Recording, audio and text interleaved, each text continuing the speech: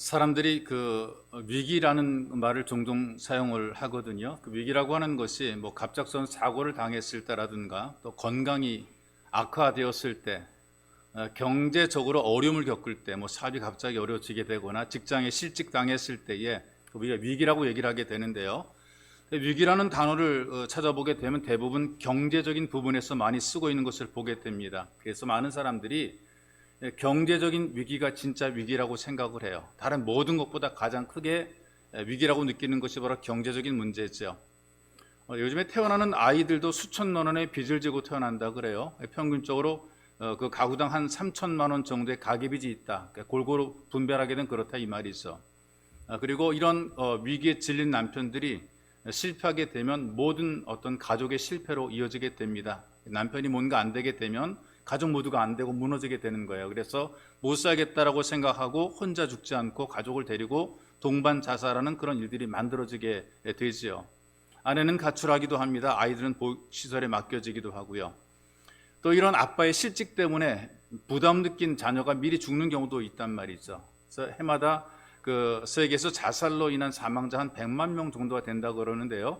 전쟁이라든가 범죄로 죽는 사람보다도 자살로 죽는 사람들이 훨씬 더 많다는 것이죠. 그래서 오죽하면 유엔 산하인 그 세계보건기구에서 9월 10일을 세계 자살 예방의 날로 정해놨어요. 이런 말이 있습니다. 위기인데 위기의식이 없는 것이 진짜 위기다. 우리가 위기 속에 살고 있는데 그 위기를 모르고 사는 게 이게 진짜 위기라는 것이죠.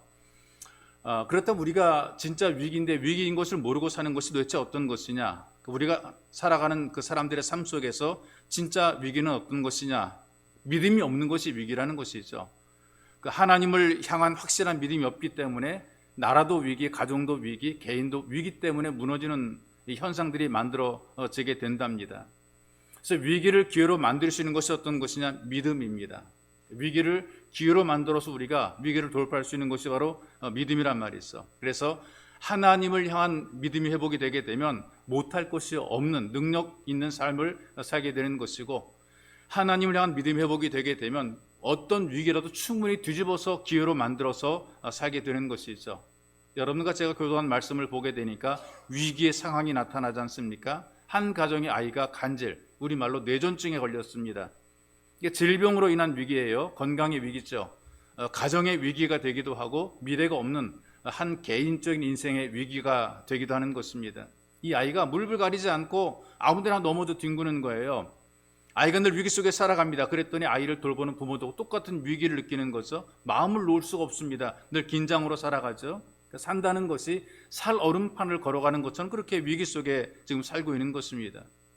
여기에 또 위기가 나오는 것이 뭐냐면 예수님의 제자들도 위기를 경험하고 있단 말이죠.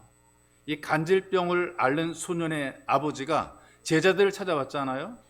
그리고 아이의 병을 고쳐달라고 부탁을 합니다. 근데 제자들이 아무리 기도해도 고쳐지지 않는 겁니다. 이게 제자들도 위기를 만난 거예요. 치유에 실패한 것이죠. 많은 사람들 앞에서 체면도 구겼습니다. 자존심도 구겼습니다. 이 실패 현장 속에 위기의 삶 속에 예수님이 등장하시잖아요. 그리고 비로소 모든 문제가 다 해결이 되는 것입니다.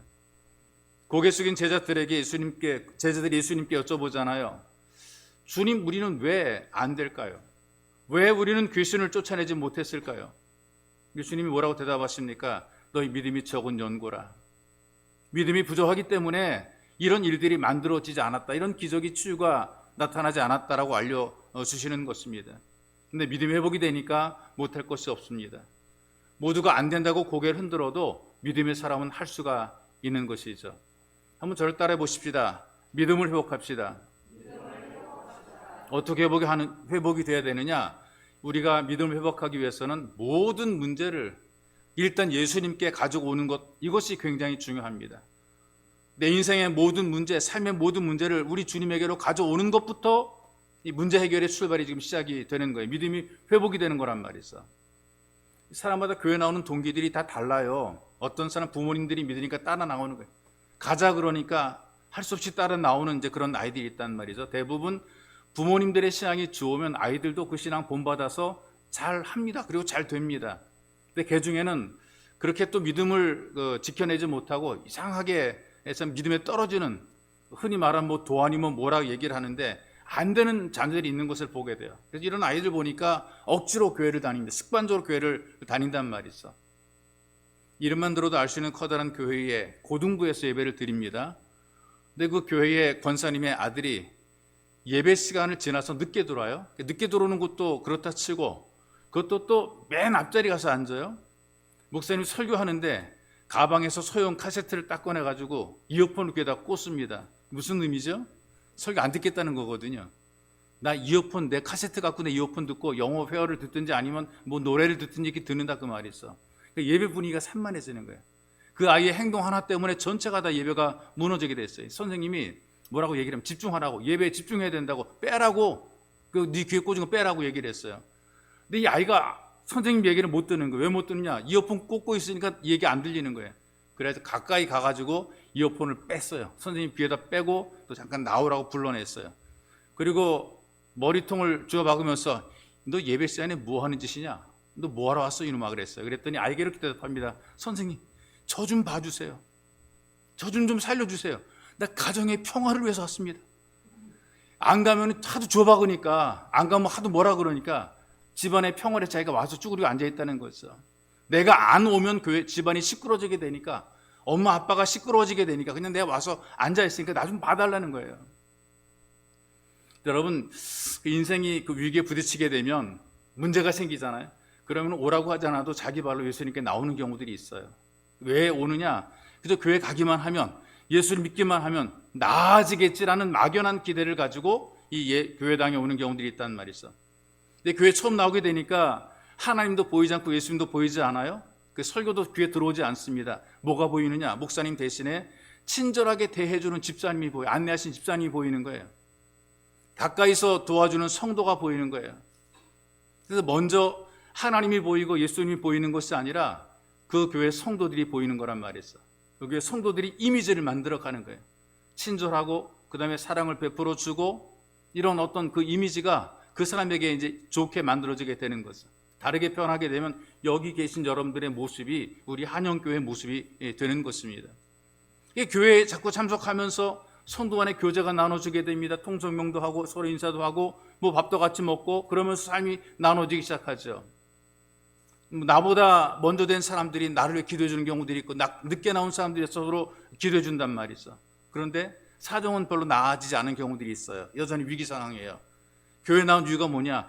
위기를 좀 벗어나 보려고 나왔는데 와봐도 달라진 게 아무것도 없단 말이죠. 그러니까 마음에 실망이 되는 거죠. 이게 바로 이 병든 아버지의 마음이었단 말이에요. 그러니까 16절에 이렇게 얘기를 하잖아요. 내가 주님의 제자들에게 이 아이를 데리고 왔는데 제자들이 능히 고치지 못했습니다. 이걸 우리말로 번역해서 설명하면 이렇습니다. 아니 목사님 기도도 별 수 없던데요. 뭐 전사님 기도해도 아무런 문제가 해결이 안 되던데요. 나아진 게 아무것도 없네요. 교회 다니면서 예배를 드려봐도 더 좋아진 것도 없고요. 어떤 분들은 이렇게 얘기를 하죠. 나는 정말 노력 많이 했어요. 예배에 참석해서 빠지지 않고 새벽 기도도 나오고 기도도 많이 했는데 그런데 왜 형편과 사정이 나아지지 않지요? 이쯤 되게 되면 사람들은 포기하고 떠나는 경우들이 있습니다. 나아지는 것도 별로 없고 뭐 좋아지는 것도 별로 없게 되면 에이 뭐 아봤자 별것 아니다. 떠나는 경우도 있단 말이에요. 그런데 아버지를 보세요. 이 아이 아버지를 보니까 낙심 상태거든요. 제자들한테 뭔가 데리고 오게 되면 뭔가 일어날 줄 알았는데 안 일어나는 거예요. 여전히 똑같은 거예요. 얼마나 낙심도 얼마나 실망이 되겠어요. 그냥 두고 갈만하지만 안 갔어요. 언제까지 안 가느냐? 버티고 기다리는 것이 예수님이 오실 때까지 버티고 기다리는 것입니다. 주님이 오시면 예수님을 만나보면 거기서 한번 해결해 보자. 낙심했지만 그러나 돌아가지 않고 끝까지 기다렸거든요. 그랬더니 결국 예수께서 나타나시고 예수님께서는 오래 버려두지 않고 기다리는 사람 향해서 오시는 것을 봅니다. 성경도 우리들한테 소망 줄 때 어떻게 소망 줍니까? 끝까지 견디는 자는 구원을 얻는다라고 말씀을 하고 있어요.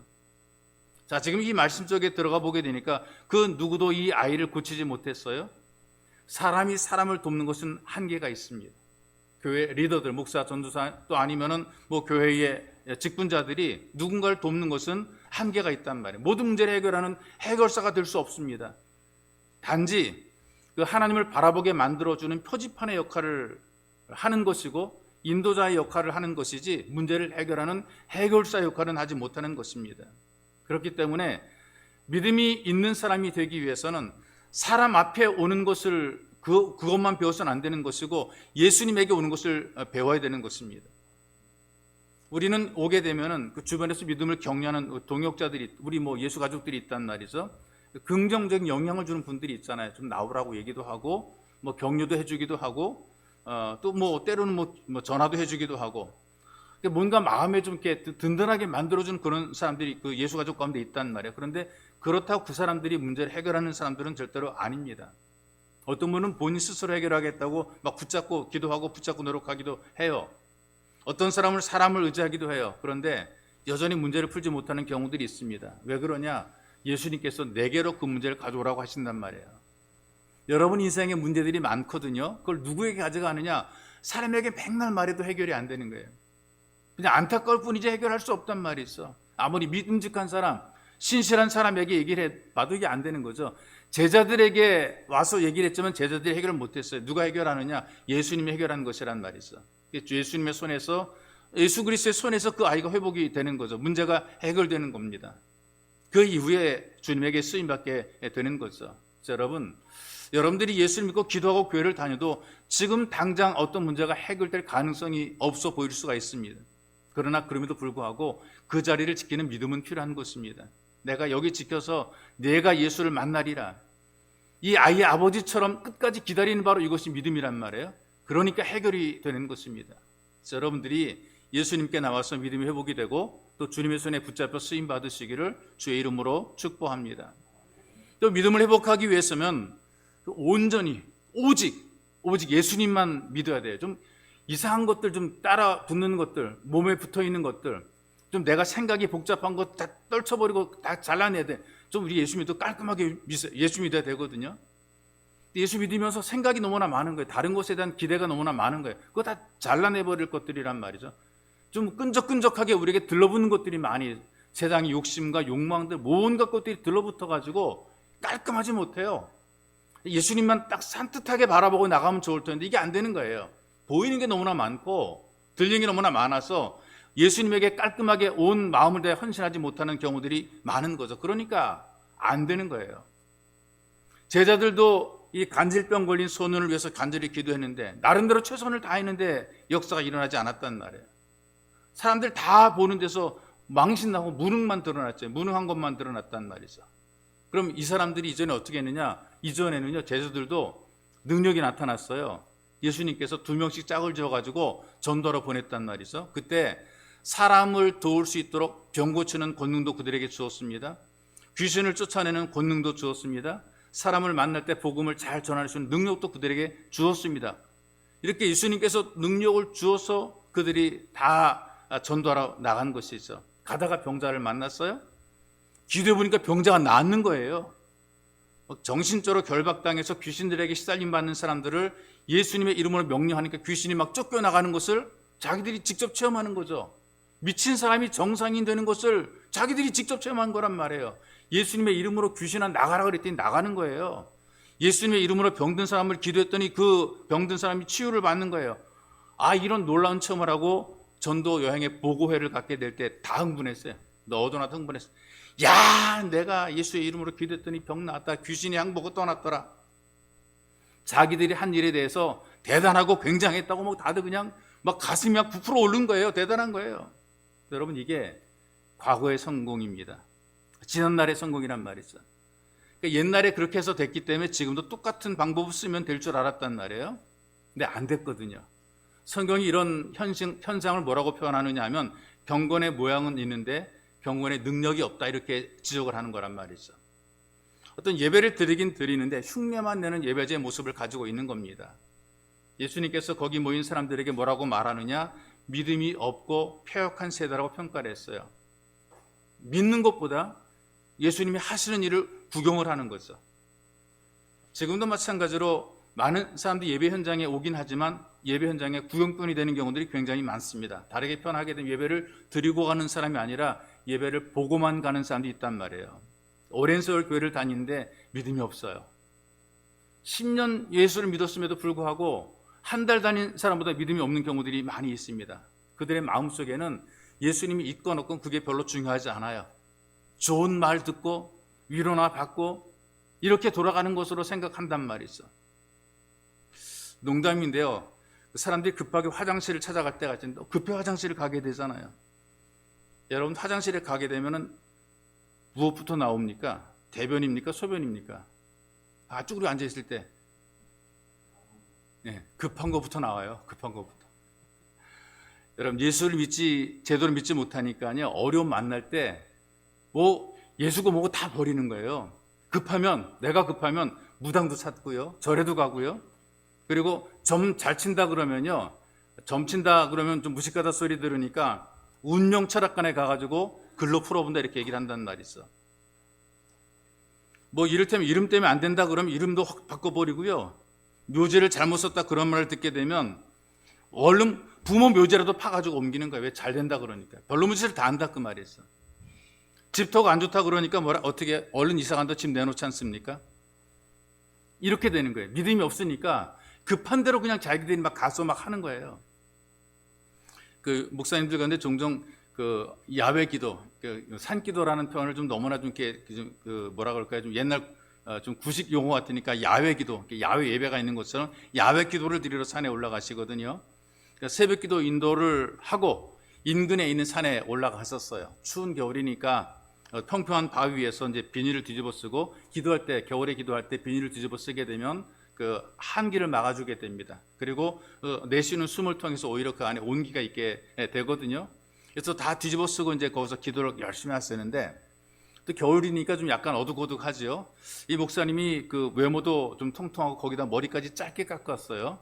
한참 기도하는데 누군가 스님 하고 부르는 거예요. 웬 중이 있나 하고 있는데 누군가 가까이 오더니 건드려요. 스님하고 건드리는 거예요.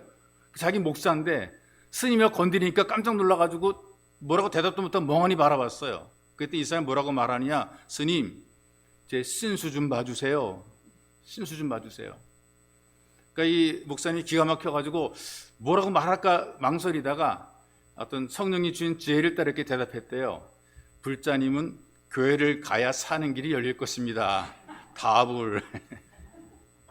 얼굴이 똥빛 떼가지고 내려가더라 이제 그런 이야기를 들었는데 이런 사람들에게 믿음이 없는 패역한 세대라고 책망을 하시는 거죠. 오늘 말씀 보니까 다행스럽게 제자들에게는 믿음이 적었다 이렇게 평가를 하고 있어요. 믿음이 없는 것이 아니라 적어서 실패했다. 우리가 예수를 믿는다고 얘기를 하는데 확실하게 믿지 못하는 경우들이 많아요. 믿는 동 마는 동, 믿을 동 말 동. 좀 뭔가 확실하게 의지하면 좋을 터인데 의지하지 못하고 있는 사람. 여러분들 이게 더 힘들거든요. 확 의지하고 확 믿으면 괜찮은데 어설프게 믿는 게 더 힘들고 더 괴로운 겁니다. 여러분 의자에 앉을 때요. 엉덩이를 탁 대고 확 앉아버리면 괜찮아요. 그런데 이 의자가 언제 다리가 흔들흔들 되니까 이거 부러질지 몰라가지고 살짝 엉덩이 대고 앉아있잖아요. 처음엔 괜찮은데 시간이 지나면 지날수록 다리가 저린 거예요. 왜? 제대로 믿지 못하고 이 의자에 제대로 앉지 못하니까 다리에 힘을 잔뜩 주고 있으니까 얼마나 괴롭습니까? 그런데 믿고 그냥 의자에 팍 앉아버리게 되면 편해요. 근데 이걸 못하고 아주 불안해가지고 제대로 앉지 못하고 살아가는 사람들이 있는데 믿음도 그렇단 말이죠. 에라 모르겠다 확 믿어버리면 정말 편해요. 만사편한데 이거 못 믿으니까 고민이 많고 걱정이 많고 이러다 망할까 걱정 근심하게 되고 불안하게 예수 믿고 살아가는 경우들이 얼마나 많은지 모릅니다. 믿으면 좀 제대로 믿지 이걸 못 믿어가지고 이렇게 의심을 많이 하게 되니까 그 걸음이 힘든 걸음이 되고 마음이 무거운 마음이 되는 거죠. 교회를 나가면서도 마음이 무거운 마음으로 나가게 되는 거예요. 제가 종종 예를 들어서 사용한 그 예가인데 하나가 종종 우리가 여름 수련회 같은 데 가게 되면 예전에 요즘에 다 뭐 시설 좋은 곳으로 가지만 예전에는 텐트를 치고 생활했기 때문에 가기 전에 일단 풀을 베서 텐트를 칠 자리를 만들어야 됩니다. 근데 그러다 보게 되니까 풀을 벨 때가 있거든요.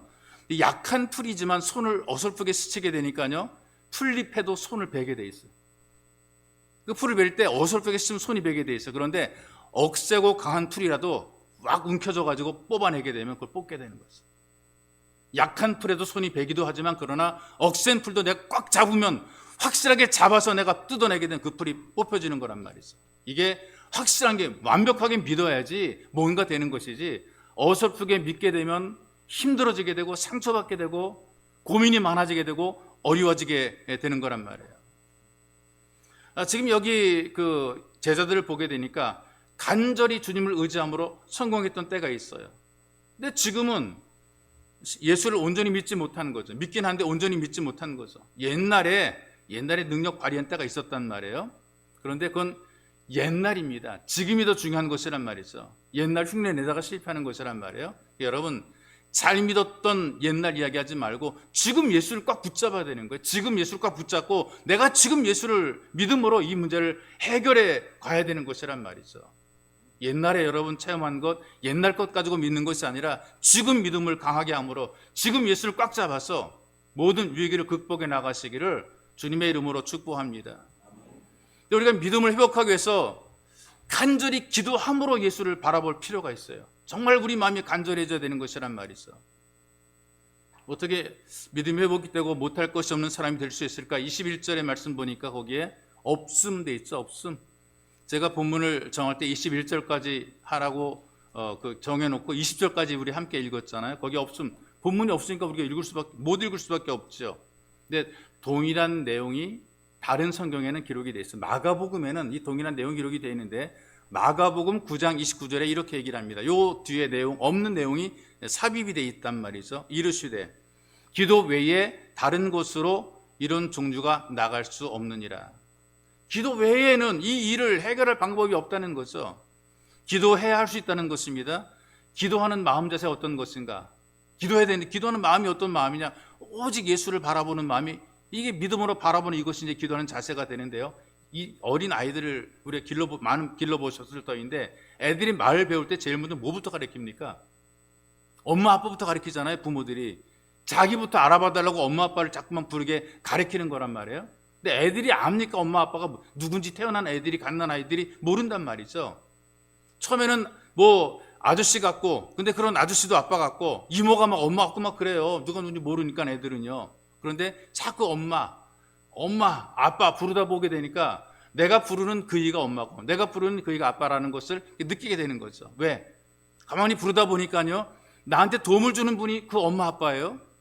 내가 똥 싸고 뭉개고 내가 막 배고프고 막 그럴 때 내 문제를 해결해 주는 그 이가 엄마 아빠라는 거란 말이에요. 내가 아무것도 못할 때에 내게 뭔가를 해주고 내게 도움을 주는 그분이 바로 엄마 아빠예요. 내가 부르는 그 엄마 아빠란 말이죠. 그래서 엄마 아빠를 부르면서 자기에게 도움 주는 분이 누구인지, 문제를 해결해 주는 사람이 누구인지, 못하는 것을 살 수 있게 해주는 건 누구인지 이걸 느끼고 경험하고 체험하게 되는 것이란 말이죠. 이 땅에 비슷한 사람이 얼마나 많아요. 근데 그 사람들이 엄마가 되고 아빠가 되는 것은 아니란 말이에요. 내가 불렀던 그분, 내가 엄마라고 불렀던 바로 그분이 내 진짜 엄마고, 내가 아빠라고 불렀던 그분이 아빠란 말이죠. 그래서 아이들이 엄마나 아빠를 부를 때 믿고 바라보는, 믿고 해줄 걸 믿고 바라보는 거예요. 배고플 때에 젖을 줄 줄 믿고 바라보는 거예요. 힘들고 어려울 때 손을 붙잡아 줄 줄 믿고 부르는 거라 그 말이죠. 마찬가지 여러분들이 자꾸 기도하다 보게 되면 예수 그리스도를 바라보게 되고 의지하게 되는 것이고, 그렇게 부르면서 자꾸 기도하면서 믿음이 회복이 되는 거죠. 이 믿음이 회복이 되면서 못하던 것을 하게 되고 안 되는 것을 되게 하는 기적을 여러분들이 체험을 하게 되는 것입니다. 그래서 그 예수님 앞에, 사람들 앞에서 체면을 구겼던 그 예수님의 제자들이 조용히 물어보잖아요. 우리는 어찌해서 그 귀신을 쫓아내지 못했습니까? 주님이 간단하게 대답해요. 기도로 할 수 있다. 그러니까 기도가 능력입니다. 불가능을 가능하게 하는 힘이 바로 기도입니다. 절망을 소망으로 만드는 힘이 바로 기도입니다. 슬픔을 기쁨으로 만드는 힘도 기도입니다. 기도할 때 능력을 얻게 되고요. 기도할 때 더러운 귀신이 쫓겨져 나가고요. 기도할 때 질병이 떠나는 역사가 만들어지고요.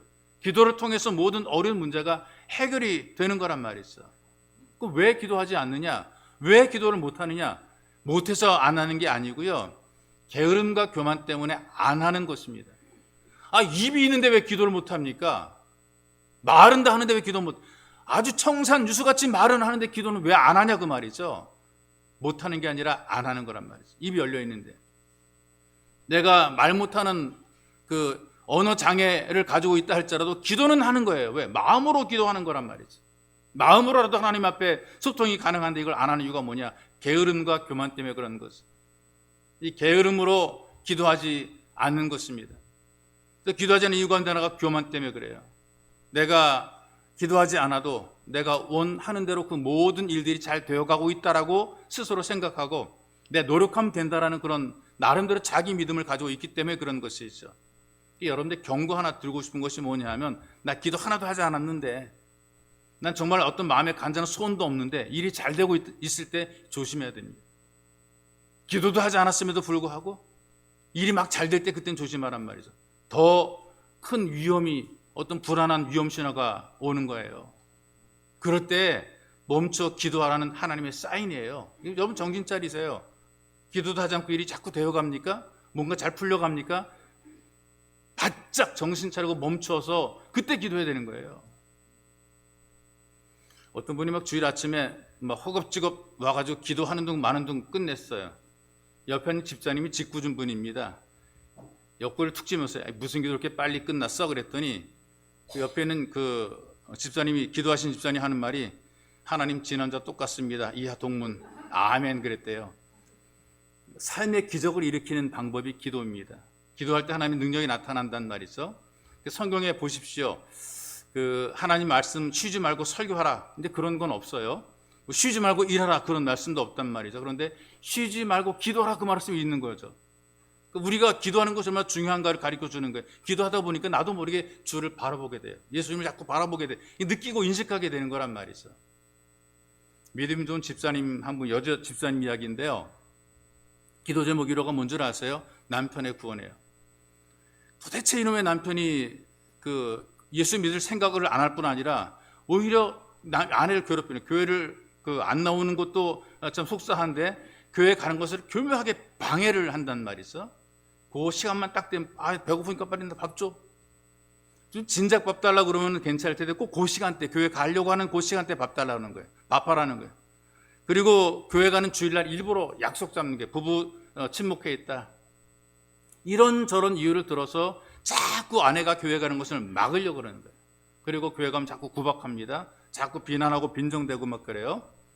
자, 그런데 이런 구박을 받고 비난을 받고 많이 속상하면서도 예배의 자리를 지키며 하나님께 기도하기를, 주님, 예수를 알지 못하는 남편이 정말 예수 믿도록 도와달라고 간절히 기도합니다. 나와 함께 내 옆자리를 지킬 수 있도록 은혜를 베풀어 주세요. 간절히 기도하는 거란 말이죠. 자, 그런데 오늘 금요 철화 기도회가 있는 날이에요. 남편이 술에 막 취해가지고 막 집으로 돌아왔어요. 근데 집에 들어올 때 아내가 반겨주면 얼마나 좋을까요? 아내가 없습니다. 막 화가 머리까지 막 치올랐어요.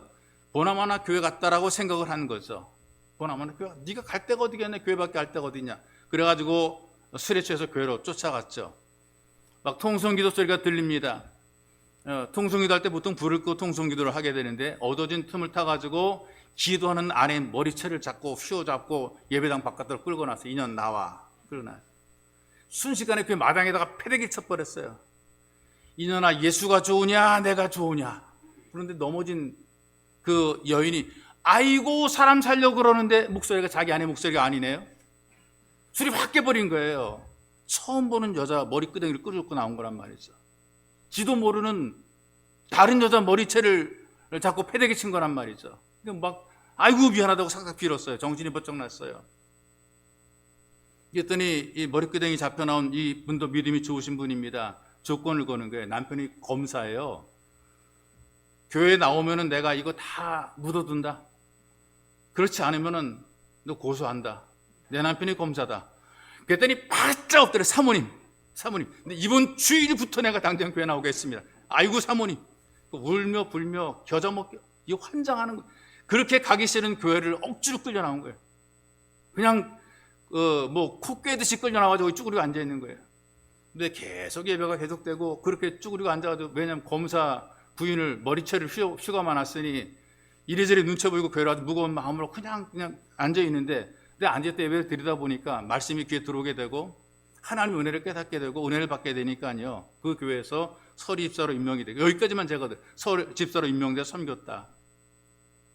이걸 통해 무엇을 배울 수 있느냐 하면은, 내가 간절히 기도했더니 내 힘으로 안 되니까 남의 힘을 빌어서라도 하나님께서 그 기도 응답하시더라. 이게 중요한 것입니다. 내가 기도했는데 내 힘으로는 도무지 그 인간이 안 변하는데 하나님께서는 다른 사람을 통해서, 다른 문제를 통해서라도 그를 끌어와서 하나님 앞에 앉혀놓으시고 예배자가 되게 만들어 놓으시고 그 교회를 섬기는 일꾼으로 세우시는 거란 말이 있어요. 여러분, 기도가 이만큼 중요한 것이란 말이죠. 굉장히 대단한 것이란 말이죠. 그래서 우리가 예수를 바라보고 믿음으로 기도하게 할 때 거기에 위대한 역사가 만들어지게 돼 있어요. 여러분들이 잘 아는 레오나르도 다빈치라는 화가 있잖아요. 그 많은 명작을 남긴 중세기의 유명한 화가입니다. 근데 그 중에 하나가 어떤 작품이냐, 최후의 만찬이라는 그림인데요. 복사품들이 뭐 사방에 돌아다니고 있죠. 전 세계상에 돌아다니고 있단 말이죠. 예수님께서 12 제자들과 함께 마지막 식사라는 그런 장면이 이제 그 그림으로 그려진 것이거든요. 그리고 구도라든가 이런 다양한 모든 것들이 아주 정말 그림을 그리는 배우는 사람들에게 굉장히 많은 어떤 가르침을 주는 그런 그 그림이라 그래요. 귀족의 부탁으로 이제 그런 그림을 그렸는데 완성이 됩니다. 이걸 부탁한 귀족에게 보내기 전에 정말 절친한 친구를 불러서 그림을 보여주면서 평을 해달라고 얘기를 했어요. 가감 없이 네가 본 대로 느낀 대로 사실대로 얘기를 해라 그랬어요. 그리고 휘장을 확 들어서 그림을 딱 보게 되었을 때 친구가 그 그림 보고 감탄하는 거예요. 야, 이 정말 너무 놀랍고 대단한 그림이다. 너무나 아름답고 대단한 정말 감동적인 그림인데 내가 가만히 보니까 무엇보다 저 예수님의 손에 들려있는 은잔이 얼마나 아름다운지, 야, 놀랍다. 그리고 칭찬했어요. 그 말을 듣고 이 다빈치가 갑자기 붓을 들어서 말도 없이 은잔을 지워버립니다. 근데 친구한테 뭐라고 말한 줄 아세요? 오직 예수 그리스도 이외에는 그 어떤 것도 이 그림의 중심이 될 수 없다.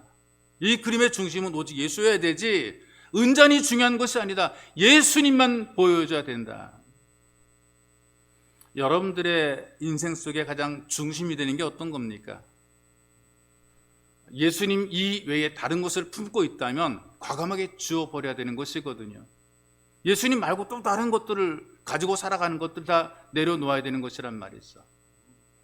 예수님 향한 믿음 회복이 되게 되면 여러분들의 삶의 중심이 예수가 됩니다. 그러면 못할 것이 없는 가능성의 사람이 되는 것이죠. 주께서 우리에게 말씀을 하셨습니다. 할 수 있거든이 무슨 말이냐? 믿는 자에게는 능치 못할 일이 없느니라.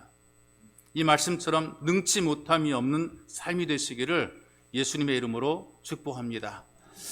우리 기도할 때에 우리가 들었던 말씀들을 좀 정리하면서 하나님, 나도 믿음을 가진 사람이 되게 도와주시고 내게도 믿음을 주옵소서, 이렇게 여러분들이 좀 간절히 기도하시기를 원합니다. 여러분들이 여러분 스스로 좀 자기 소리를 내 기도하세요. 하나님, 내게 믿음을 좀 주세요. 나도 좀 믿게 좀 만들어 주시고 이 믿음으로 이 위기를 기회로 만들게 도와달라고 여러분들이 스스로 자기 입으로 기도하는 겁니다. 가장 먼저 나는 어떤 문제든지 주님께로 가지고 나오겠습니다. 나를 잘 아시는 구주님께서 나를 받아주시옵소서 여러분들이 기도하시고요. 그 다음에 이것저것 다른 거 자꾸 바라보고 의지할 것이 아니라 깔끔하게, 정말 깔끔하게 예수님만 믿는 믿음을 주옵소서, 이렇게 간절히 기도하기를 원합니다. 그래서 정말 뭐 소위 말하는 껄쩍지근하게 뭔가 자꾸 이유가 많고 변명이 많고 뭐 주렁주렁 달고 다니고 붙이고 다니고 이런 게 아니라 정말 깔끔하게 예수 그리스도를 믿을 수 있고 예수만 따를 수 있는 믿음을 달라고 간절히 기도하시고요. 내 인생의 중심은 예수밖에 없습니다. 예수님의 이름을 부르면서 기도하면서 주님과 가까워지고 주님을 깨닫고 누려지게 되고 그 주님을 통해서 은혜를 받고 문제를 해결하는 능력 있는 성도가 되기를 여러분들이 간절히 기도하기 원합니다. 함께 기도하겠습니다. 살아계신 아버지, 고맙고 감사합니다. 우리에게 은총과 사랑을 베풀어 주시고 예배 자리에 불러주신 말씀 듣게 도와주시며 믿음으로 살게 도우시니 고맙습니다. 모든 믿음은 들음에서 난다라고 말씀해 주옵사오니 예수 그리스도의 말씀을 들음으로 말미암아 우리가 믿음이 생겨나게 도와주시고 이 믿음을 가지고 우리가 승리하는 삶을 살게 인도해 주시옵소서. 예수님께 인생의 삶의 문제를 들고 나오는 우리가 되기 원합니다. 수고하고 무거운 짐진 자들아 다 내게로 오라 우리를 부르셨사오니 하나님 아버지, 우리가 이 믿음을 가지고 담대하게 주님께로 문제를 들고 나와서 하나님 앞에 내어놓게 만들어 주시옵소서. 내 인생의 문제와 내 삶의 위기를 주님께 내어놓는 우리의 삶이 될 수 있도록 우리를 붙잡으시기를 간절히 원합니다. 하나님, 우리는 눈에 보이는 것, 귀에 들리는 것 따르지 말게 도와주시고 오직 말씀하신 예수님만 바라볼 수 있도록, 내게 능력 주시는 예수만 믿을 수 있도록, 확실하게 믿을 수 있도록, 분명하게 믿을 수 있도록 우리를 도와주시옵소서. 어설픈 믿음으로 믿기 힘들고 믿기 어려서 저들만과 고민과 좌절하지 말게 붙잡아 축복해 주시고 분명히 믿음으로, 확실하게 믿음으로, 진짜 믿음으로 우리가 담대하게 살게 도와주시고 능력 있게 살게 주님 우리를 도와주시기를 간절히 원하며 소망합니다. 하나님 아버지, 우리가 오직 예수님만 바라보고 살기를 간절히 원합니다. 내가 부르는 바로 그 예수님을 통해서 예수를 경험하게 만들어 주옵소서. 하나님, 내가 기도하며 간구할 때에 나와 함께 주의 능력을 느끼며 경험하게 만들어 주시옵소서. 그러므로 선능하신 하나님, 우리 이 땅에 살면서 우리가 겪는 수많은 위기들이 기회가 되게 만들어 주시고 오늘보다 나은 내일을 만들어갈 수 있도록 성령님 거룩한 기름 부으심으로 우리를 도와주옵소서. 살아계신 주님, 믿음은 들으면서 난다라 말씀했는데 우리가 주일마다 주의 말씀을 듣습니다. 말씀을 들을 때 믿음이 넘쳐나게 도와주시고 믿음이 생기게 도와주시고 믿음이 강해지게 도와주옵소서. 이 믿음을 가져 주님께 나오게 만들어 주시고 믿음으로 문제를 해결해 가도록 주님께서 은혜를 베풀어 주옵소서. 우리가 살아갈 때 귀에 들리는 것, 눈에 보이는 것, 손에 잡히는 것 많아 온전히 주를 바라보고 주를 향해 나가지 못하며 이것저것 주렁주렁 하나님 많은 것 끌고 다닐 때가 있습니다. 다 내려놓고 온전히 확실하게 분명히 예수를 믿음으로 참된 신앙의 체험들이 만들어지게 도와주시고 예수 믿는 것이 가장 기쁘고 즐겁고 행복하며 유쾌한 것을 경험할 수 있도록 은혜를 덧입혀 주옵소서. 그리고 주님, 내가 자꾸 주의 이름을 부르면서 기도할 때에 그 주님이 누구인가 알게 하시고 깨닫게 하시고 느껴지게 도우셔서 내 모든 문제를 해결하시는 위대한 전능자임 우리가 알 수 있도록 우리를 도와주옵소서. 그러므로 시마다 때마다 예수님의 이름으로 기도하여 은혜와 능력을 체험하게 도와주옵소서. 보배로우신 예수님의 이름으로 기도하옵나이다. 아멘.